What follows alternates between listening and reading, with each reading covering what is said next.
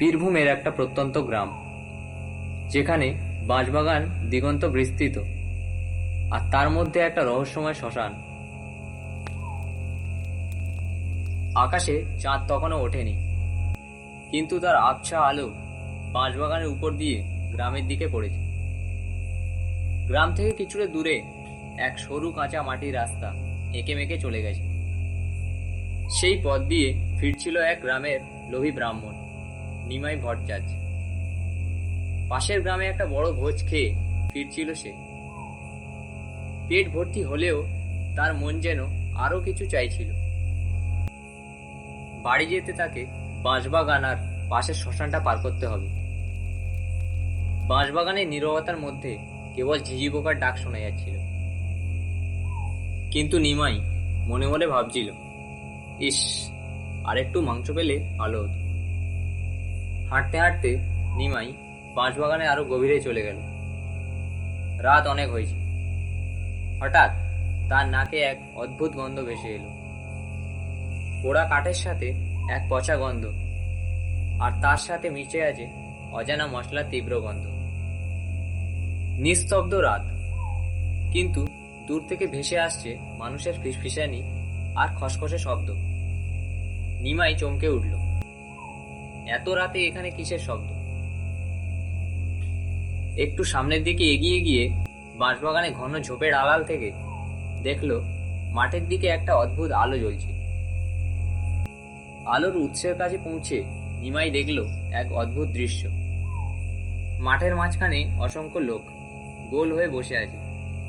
তাদের পরনে সাদা ধুতি, আর তারা মাটির ওপরে কলাপাতা পেতে ভোজ খাচ্ছে। চারিদিকে অদ্ভুত একটা নীরবতা। কেউ কোনো কথা বলছে না, শুধু চপচপ করে খাবার শব্দ। নিমাই অবাক হয়ে দেখল, ভোজের আয়োজন দেখে মনে হচ্ছিল যেন পুরনো কালের রাজা মহারাজাদের ভোজ।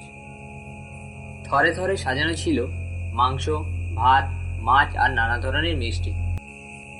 নিমাইয়ের লোভ তখন তুঙ্গে।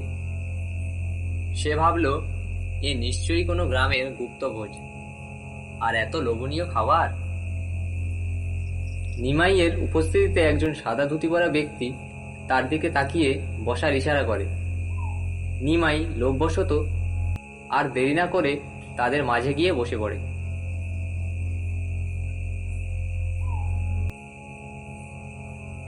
তার সামনে একটা কলাপাতা রাখা হলো, আর তাতে ভাত আর মাংসের তরকারি পরিবেশন করা হলো। মাংসের গন্ধে নিমাইয়ের জিভে জল এসে গেল।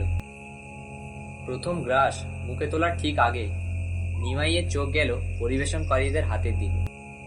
তাদের হাত অস্বাভাবিক লম্বা আর ফ্যাকাশে।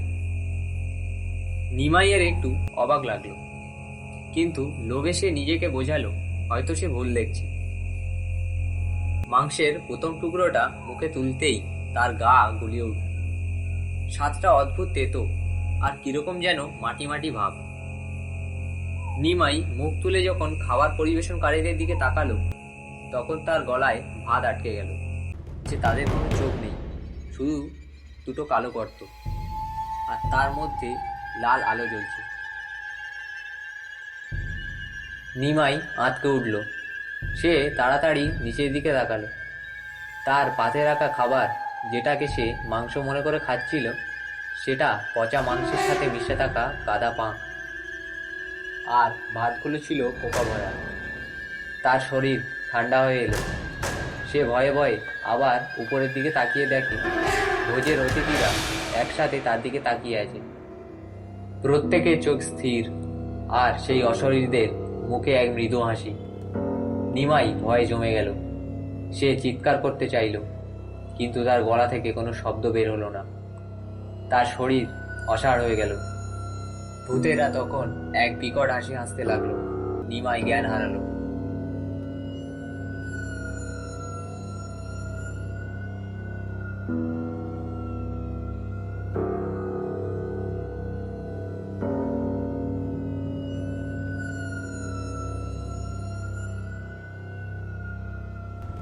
এই ঘটনার কিছু বছর পর যদু নামের এক ব্যক্তি গভীর রাতে ওই রাস্তা দিয়ে বাড়ি যাচ্ছিল। সেও এক ভোজবাড়ি থেকে ফিরছিল। বাঁশঝাড়ের কাছে এসে যদুও ওই লোভনীয় গন্ধ পায়। বাঁশঝাড়ের আড়াল দিয়ে সে দেখে মাঠের মাঝখানে সেই রহস্যময়ী আলো। সে সেদিকে যায় আর ভোজের আসরের নিমন্ত্রণ পায়। আবার একজন এই ভোজের আসরের নতুন অতিথি। কিন্তু এই ভোজের আসরে তার পাশে বসে আছে নিমাই। এই অতৃপ্ত ভোজের কখনো সমাপ্তি হয় না। যখন রাত গভীর আর নির্জন হয়, তখন সেই ভোজের আসর বসে আর নিমন্ত্রণ দেয় সেই ব্যক্তিদের যারা অতৃপ্ত লোভী। লোকে বলে এখনো গভীর রাতে সেখানে আলো দেখতে পাওয়া যায়, হাসি শুনতে পাওয়া যায়, আর গন্ধ আসে এক লোভনীয় ভোজের। কিন্তু মনে রাখবে, যদি এই ভোজের নিমন্ত্রণ তুমি পাও, তো পিছনে ফিরে দেখো না যেন, কারণ তারা মানুষ নয়, আর তাদের খিদে যুগ পুরনো। দাঁড়ান দাঁড়ান, কোথায় যাচ্ছেন? গল্পটি যখন পুরোটা দেখেই নিয়েছেন, সাবস্ক্রাইবটা করে যান। আর গল্পটা ভালো লাগলে কমেন্টে জানান। আর যদি আপনি পরের গল্পে নিজের নাম শুনতে চান, তো কমেন্টে নাম লিখে জানান।